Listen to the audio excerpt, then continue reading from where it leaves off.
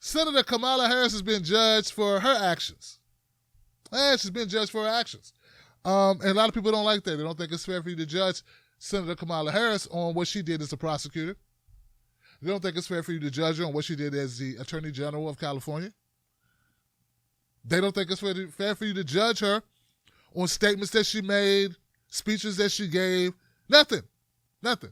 You're supposed to judge her on giving Jeff Sessions a hard time on the stand. You know, that's what you can judge her on. You can't judge her on what she's done in the past. Now, especially if you're a black person.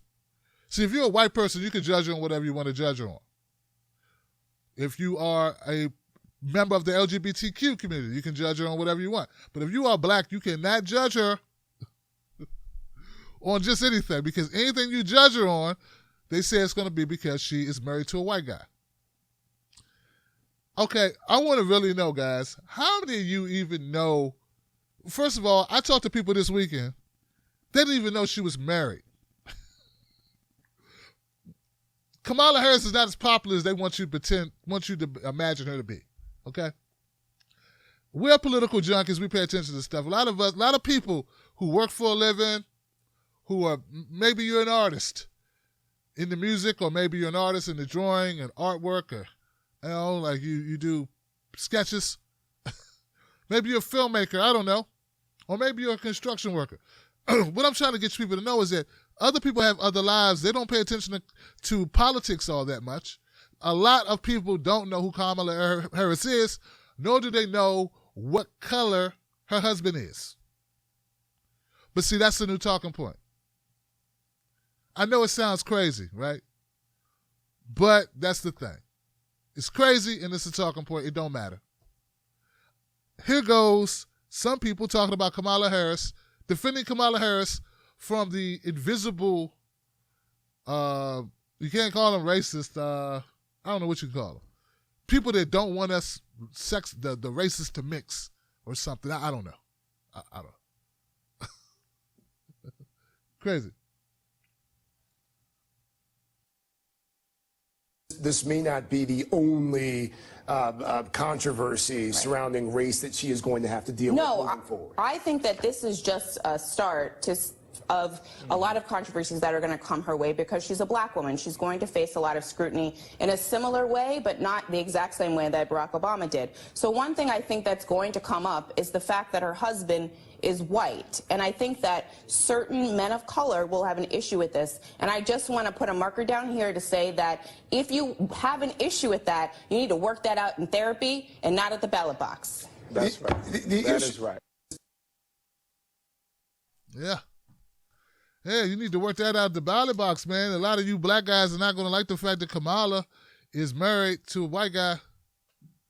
How would you sleep at night knowing this information? Like, oh, man, I thought I had a shot. That's right, I'm married. Forgot. Thought I had a shot at her. Zelina Maxwell, she is a mouthpiece for the establishment. She never met an establishment issue. On establishment candidates, she wouldn't push to the detriment, even to the total utter defense or offense of the entire black community. The berating of black men in particular is what she fancies herself, what she loves to do.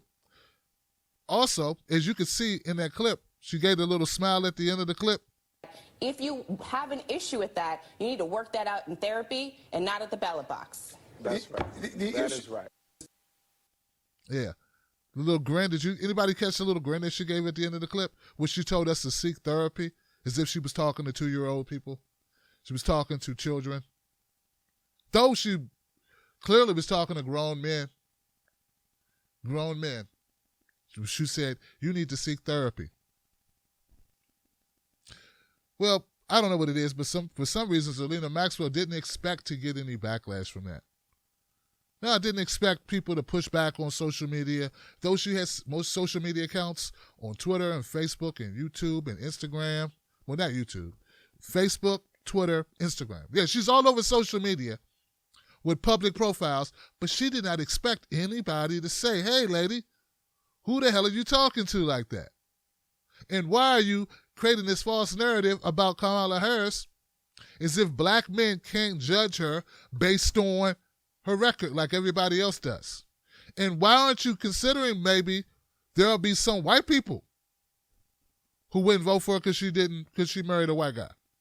Or why didn't we consider maybe there would be some black woman who wouldn't vote for her because she married a white guy? And why didn't you consider maybe there would be some white women who wouldn't vote for her because they'll go to black women taking all the good white guys? I mean, if we want to talk about the fringes, like there's always going to be people that do things who don't like us for various reasons. You know, there are people that don't like me because I'm bald. There's nothing I can do about it. There may be people who don't like me because they say, look at this Mike. This guy, he's got a phone number down there. He's selling T-shirts to keep his show alive because he doesn't really make ad revenue. Oh, no, I hate him. You can't control. People are going to hate you for whatever they hate you for, right? Some of it's fair, some of it's not fair. This is the way life is when you are a public figure. Well, I digress, all right? More about Zelina. There's a person on Twitter. His name is Bishop Talbert Swan. Now, Bishop Talbert Swan has a lot of followers who support what he does. There's an article written by Politics Peach. You may know Politics Peach. Charlie Peach, Politics Peach. She's got a blog up on Medium that does very well. She comments on a lot of issues. Ever since she was pegged as a Russian bot and kicked her off Twitter. Though she lives in like the South, Georgia, right? I think it's Georgia. Well, when people aren't stealing her profile and trying to imitate her, or people aren't stealing her name and trying to create profiles off of it or build reputations off of it,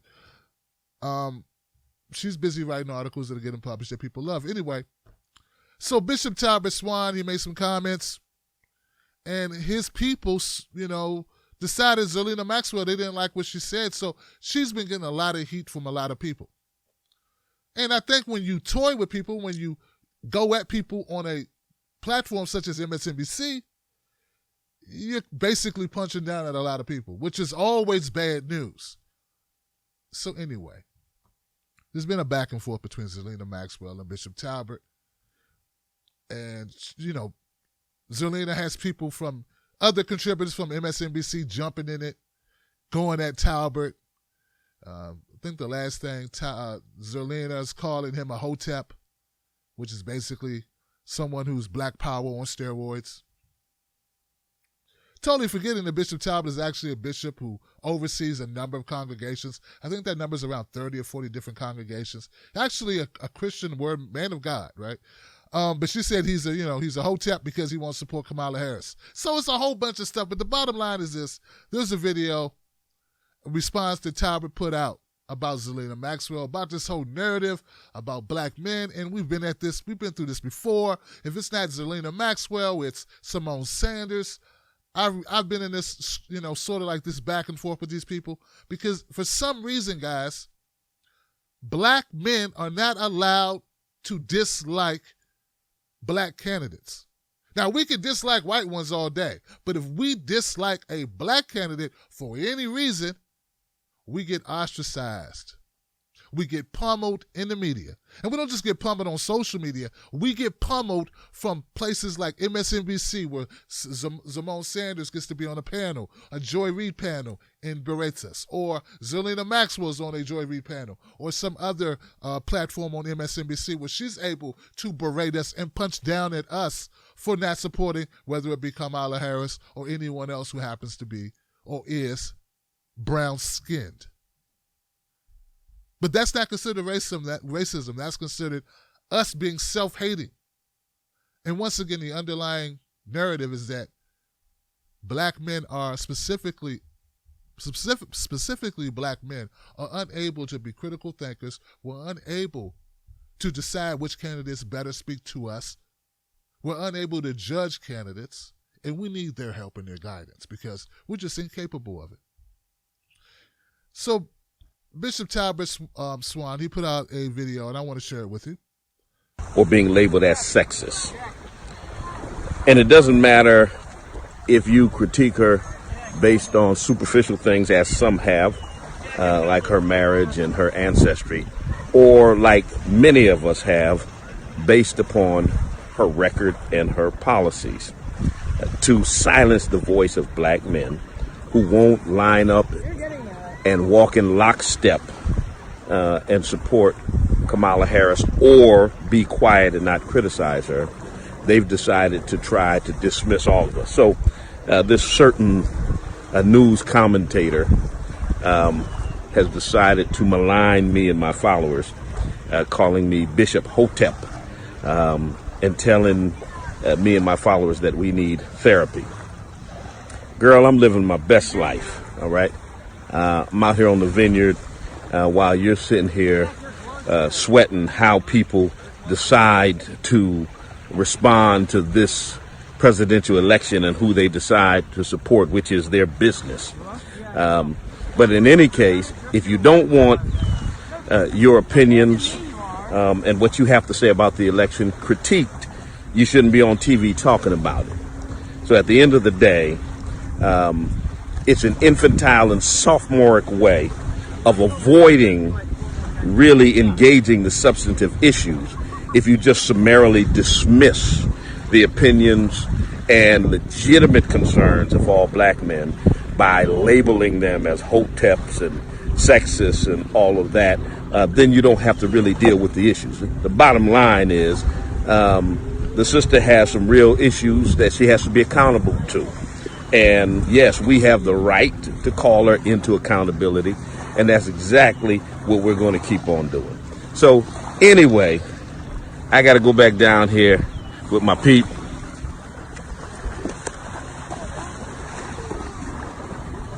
Enjoy this beautiful summer day right here on the water on Martha's Vineyard. So this is all the therapy that I need. Peace. Now, look, guys, I want you to hang in there with me because I know there's some people going like, "What, Tim? Why are you talking about this?" I'm going somewhere with this. I'm going somewhere with it. All right. One of the biggest criticisms that I hear, right, online, from even progressives is that why did black people vote for Obama twice? I hear criticisms like, why do black people support Kamala Harris? A lot of us don't. Listen. A lot of us don't support Kamala Harris. Please stop asking me, why do we support Kamala Harris? Why? Listen, you don't understand the amount of pressure that some people are under, or the amount of ridicule we face from these paid establishment people like Zerlina Maxwell, like Joy Reid, like there's many others. Simone Sanders, a little less now that she works for Joe Biden, but these people browbeat the hell out of us for our support. They don't tell us how great the candidate is. It's just that she's black, or is she black, or whatever she is, right? She brown. She look black. She black enough. Cops will pull her over, so you got to support her. It's the most disrespectful thing I've seen online, coming from the establishment, and it just goes to show how much these networks don't really value black people, don't respect black people. In the tweet, I said this, guys. I said, I've never seen anyone in the Asian community be ridiculed because they didn't support Andrew Yang. I'm sure there must be some people out there who are not supporting Andrew Yang who happen to be of Asian descent. Are they being called coons or sellouts, or they hate themselves? Probably not. I wonder how many. I've never seen a Jewish person, a Jewish man or a Jewish woman be ridiculed because they didn't support Bernie Sanders. No, they say that's crazy, Tim. That's anti-Semitic that they would treat, berate Jewish people for not supporting somebody who's just because they happen to be Jewish. But if you're a black man and you don't support Kamala Harris, you got to listen to Zerlina Maxwell say that you do it because she's a woman, or you don't support her because she's a woman, or you don't support her because you are racist, or you're a bigot because you don't like her husband. Amy Klobuchar is a Christian. She's deeply held Christian, very Christian woman, right? But I haven't heard anybody even float the idea that women who are Christian who don't support Amy Klobuchar somehow self-hating. But no, it's only for black men that this type of stigma. And I'm telling you guys, I believe that's racist in itself, man. See, they're using our race against us to say we don't get to make an informed decision. They don't even count the fact that Kamala Harris locked up a lot of black men in California. She's epic in her prosecutorial record of black people, poor black people, people for nine, and even, look, I think our justice system needs to be reformed in so many ways. And I know we can have these conversations about how it needs to be reformed, but particularly in the areas of nonviolent drug offense. Kamala Harris was a strong supporter of the 3-strike law. Kamala Harris was a strong supporter of keeping people locked up for the longest amount of time, even to the point where the judges had to order they release some of the prisoners in California due to overcrowding. Kamala Harris is on record not wanting to give inmates good time, wanting to work them, wanting to use them as prison labor because it would save the state of California money, not looking at these individuals as, hey, they've paid their dues, we're overcrowding, why can't we let some of these people go? No, she's like, no, we need them because it'll hurt our budget if we let them go too soon. We need to work them. We don't want to hire regular, Californians to work at, the minimum wage. We want to pay them at 30 cents an hour. They were paying firefighters $1 an hour to risk their lives.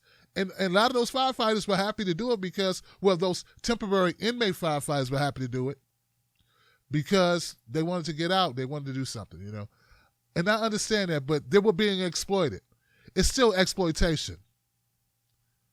You're still risking your life. And then when you come out, are you able to go get a job as a fireman? I don't think you are. Could be wrong about that. The bottom line is that time after time after time, guys, is I do my best to try to reach out to black folks and educate them to the policies of candidates. There's this running narrative that I never hear white people use it. I've never heard a white person on MSNBC chastise black men for not supporting Kamala Harris. It's only black women or black men, mostly black women, chastising other black folks for not just voting for someone because they're black. This is the information age, folks. Maybe once upon a time, it would be different. We didn't have the internet. But we had the ability to read. We can look up the background and the track record of a Kamala Harris, and we can determine for ourselves if she speaks to us. Why can't it be that Kamala Harris, her background, why doesn't her background have these stellar benchmarks that she met, these fantastic things that she did, so that you would not have to browbeat us or bludgeon us on MSNBC and chastise us and berate us in order to try to persuade us to vote? Why come you can't be extolling how fantastic a prosecutor she was? Joe Biden said something really interesting in the primary debate. It was very short. It was very fleeting. You may have missed it. He said in response to Kamala Harris, he said, I was supporting black folks. I was working to help those people.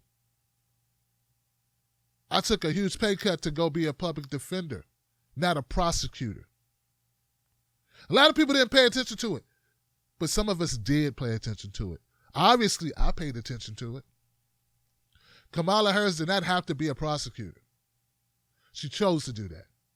And maybe, just maybe, the most incarcerated people next to Native Americans in this country, black men.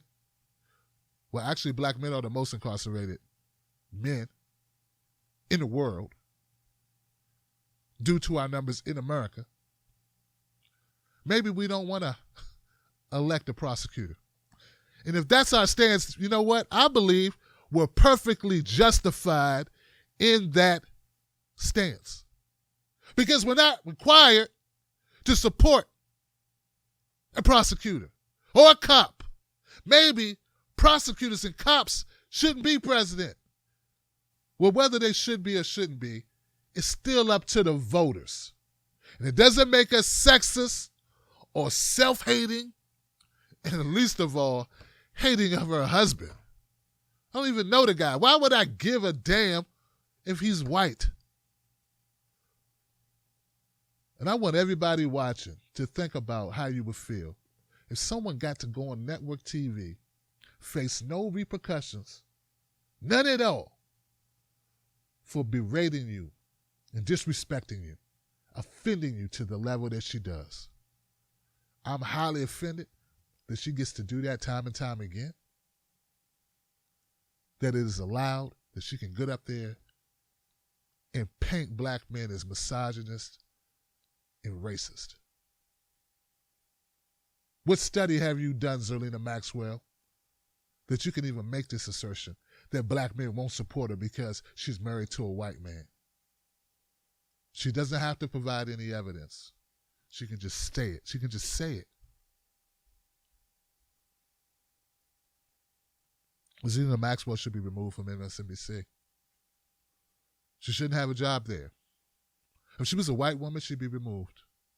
If she was a white woman, people would be boycotting MSNBC. They would be calling for her resignation. They would be calling to pull her off the airwaves right now. But since she's a black woman, she gets to do it. And more importantly, the fact that she's talking about black men, she's safe. Because black men, by and large, have no power in this country. None. We can't protect ourselves. We can't fight back. Now we can't even vote the way we choose to vote without being labeled something vile and disgusting. I work very hard to educate the public about each candidate. I also don't support Amy Klobuchar. No one has a problem with it. I don't support Mayor Pete. No one says I'm racist because I don't. But if I don't support Kamala Harris, I'm called a sexist and a racist. I'm tired of it. You should be tired of it too. You want to be an ally? Help get the word out about Zerlina Maxwell. I think this has gone on long enough. Now, as upset as I am with Zerlina Maxwell, it's not Kamala Harris's fault that certain people in the black media, and actually it's not even black media. Zerlina's not black media. I'm black media. I own my show. This is my platform. She is a worker in a white media company. That's different. She's not black media. She's a black person who works in media. It's not Kamala Harris's fault that these black people who work for white media take a license to just degrade black men in this way. Speaking of degrading black men, So what I'm saying is don't hold Kamala Harris accountable for Zerlina Maxwell. Kamala Harris didn't come out here and say, hey, any black man who doesn't vote for me ain't voting for me because of my husband. Kamala Harris's husband hasn't come out and said, hey, black guys, why don't you vote for my wife? You're not voting because you're racist against me. No, it's Zerlina Maxwell. It's Joy Reid allowing her to do it on her show. And in this case, I don't know this black guy I know he's MSNBC. I don't know his name. I forget his name. But they allow that on their network. So what I'm saying is, though I'm not a supporter of Kamala Harris, I don't want her it's not her fault that Zerlina Maxwell and these others take this tack with us. Let's hold who is responsible, who should be held accountable, let's hold them accountable. Because frankly, there's enough to talk about when it comes to Kamala Harris where we don't need to do that. We don't need to blame her for Zerlina Maxwell, is what I'm saying. Or for MSNBC. Or for the Breakfast Club. Because today, the Breakfast Club had Kamala Harris back on there again. Because, see, this is this thing where they're doing their best to shove Kamala Harris down the throats of black people. If you're thinking, wow, I had somebody contact me like, Tim, this tweet you put out about Kamala Harris being on the Breakfast Club, is this a new tweet? She was just on it a couple months ago. Well, she's back again. Because their whole strategy is for Kamala Harris to have the ability to go in front of black people and sell. Now, I would play you a piece of the clip of Kamala Harris on The Breakfast Club, but the last time I tried to do that, they filed a copyright claim on me and blocked my video. The last interview, so I'm unable to do it. So I'm forced to surmise some of it. Charlamagne the God, who's so outspoken and so bold and courageous and, rebellious, known for speaking his mind, did nothing but kiss her butt the entire time. He even began the interview in the first 30 seconds by saying, "So Kamala Harris, a lot of people don't think that a woman, particularly a black woman, can take on Donald Trump." See, they're doing this thing where they're making Kamala Harris one of the most powerful women in the country, a victim. And I'm tired of it. Kamala Harris was a prosecutor. She was Attorney General of one of the most powerful states in the country or the world, California. Now she's a senator, and now she's polling pretty well, like second or third, some polls first almost, or second, third, or fourth, in a series of polls for the presidency. And still, we have to listen to people like Charlamagne the God. And I know it's crazy that I'm even talking about Charlamagne the God like he's really a voice of reason or a political-minded person. But that's what it is when you can get a job. You get a job, the white company hires these black people, they put them in place. They don't think for themselves. They don't do their own research. They just say whatever's what I'm supposed to say. Oh, just say this? Okay, I'll say it. Oh, what you want me to do, boss? I'll say it. And they come out here and paint her as a victim. Kamala Harris locked up more black men in slavery. And she wanted to keep it that way.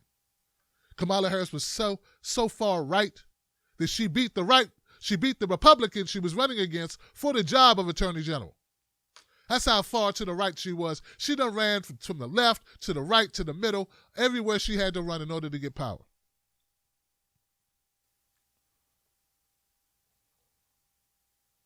Only good thing out of the interview with Charlamagne the God and Kamala Harris is he did ask her one question that I was surprised that he asked her. He asked her, Kamala Harris, what's the difference between all the people that Obama deported and the people that Trump is deporting? And basically her answer was, Obama's rhetoric, his language is not the same as Donald Trump's. Then he let it go. He let it slide. The point is, guys, I'm not a fan of Donald Trump. I didn't vote for Donald Trump. I won't vote for Donald Trump. But if all you got to offer me is Kamala Harris, a cop, a prosecutor, who locked up single mothers because their child skipped school, as if that's a solution, who kept brothers like me in jail longer for nonviolent drug offenses, who would not prosecute Steve Mnuchin with illegally foreclosing on thousands of homes. The list goes on about Kamala Harris. But if that's all you got to offer me, if she or if Donald Trump does win, you got nobody to blame but yourself. Not black men, not white men, not Latino men, not Asian men, not LGBT people, not Jewish men, no one. Native American men, no, or women, doesn't matter. You have no one to blame but yourself.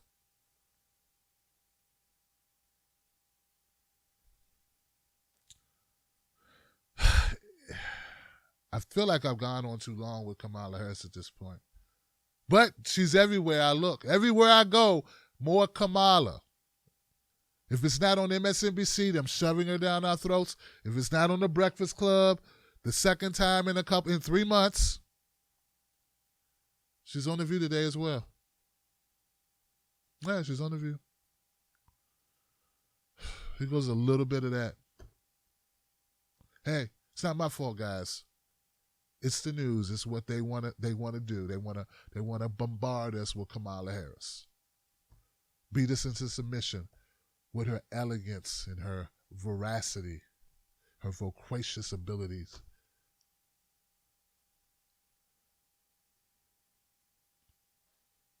Right. Yeah. Well, I think we're all in agreement on how abhorrent all of it is, and it's very difficult to talk about, but I'm glad we are. Yeah. I need to pivot, though, if you don't mind. So let's talk about Joe Biden. Okay.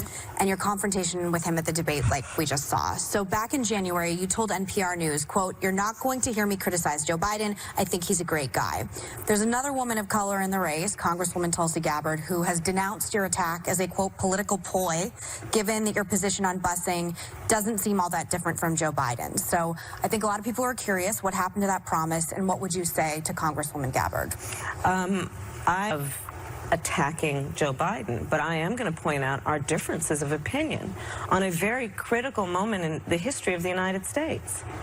1954, the United States Supreme Court unanimously decided Brown v. Board of Education because there were segregationists in the history of our country, including the members of the United States Senate, who lived their career and their reputations on the basis of ensuring that the races would not be educated together. So the issue came up before the debate many days, if not weeks, which was the comments made about those segregationists and our difference of opinion about who they were. And that they worked on an issue that directly impacted me, which is this issue of busing. So, listen, this is a presidential race. And I absolutely agree and believe and maintain that we should not have personal attacks against each other. We should not be attacking each other. But we're on a debate stage. A Biden advisor called you slick and slippery. A Biden advisor just called you that. Well, you know what?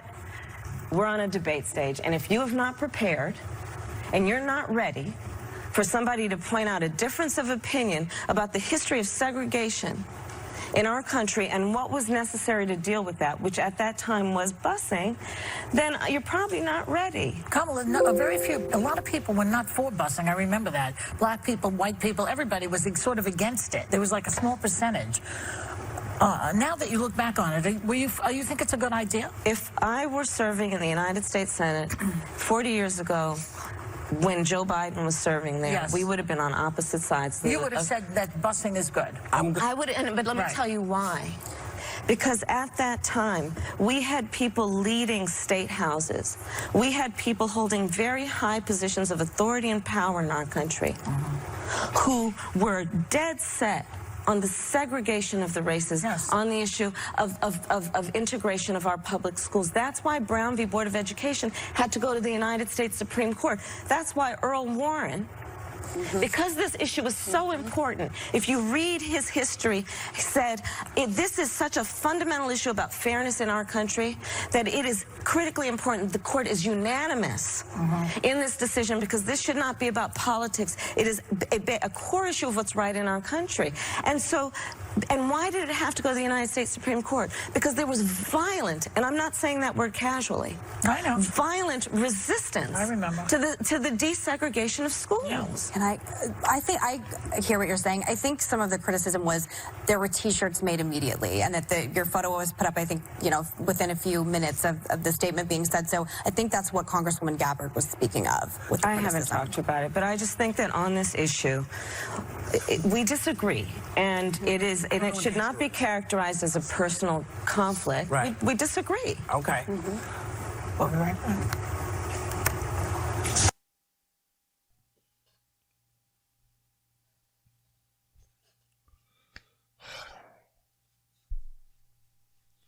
I'm not going to be, I'm not going to waste your time much longer with Kamala Harris. I think most people have formed their opinions about her at this point. In this segment, or you get the gist of what I'm getting at in this segment about Kamala Harris. I'll just say, yes, she was playing politics. I'm anticipating for Kamala Harris to be the focus of attention during the next debate, and then we'll see how things play out when she's on the hot seat, when her record is brought up. And when that happens, I don't want to hear about the claims of sexism or misogyny. What's good for the goose is good for the gander. Tulsi Gabbard spoke about it. She said it. You heard Meghan McCain pointed out that she felt it was all political posturing, and I believe it's true. I also felt that Tulsi Gabbard would have been best served not getting in the middle of Joe Biden and Kamala Harris. I feel that both Joe Biden and Kamala Harris are not good for the country. I can't see supporting either one of them. I think that they're both part of the problem. And I don't feel that way at all about Tulsi Gabbard. But Tulsi Gabbard, soon, very soon, I will be interviewing her and I'll be talking to her about it and getting her point of view. Lastly, Kamala Harris. You have your own record to contend with, to deal with, and I hope that you are ready to stand and prosecute or stand for your record. And I don't want to hear crying. I don't want to hear people crying wolf or any of that, because if you got a record, you should be able to run on it. If you can't run on your record, maybe you shouldn't run. All right.